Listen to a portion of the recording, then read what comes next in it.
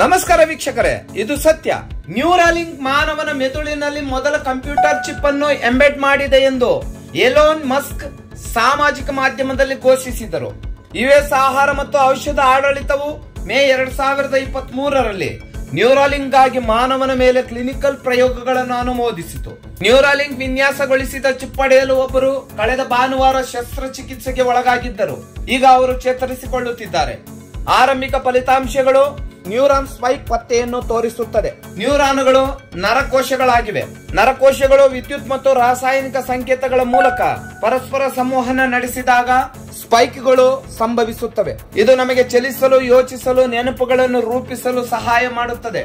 Neuralink implant ನ ಫಲಿತಾಂಶಗಳು telepathy ಎಂದು ಕರೆಯಲಾಗುವ ಉತ್ಪನ್ನವನ್ನು ಪ್ರಾರಂಭಿಸಲು ಹತ್ತಿರ ತರುತ್ತದೆ. ಇದು ಬಳಕೆದಾರರು ತಮ್ಮ ಫೋನ್ ಅಥವಾ ಕಂಪ್ಯೂಟರ್ ನ ನಿಯಂತ್ರಣವನ್ನು ಯೋಚಿಸುವ ಮೂಲಕ ಹೊಂದಲು ಅನುವು ಮಾಡಿಕೊಡುತ್ತದೆ.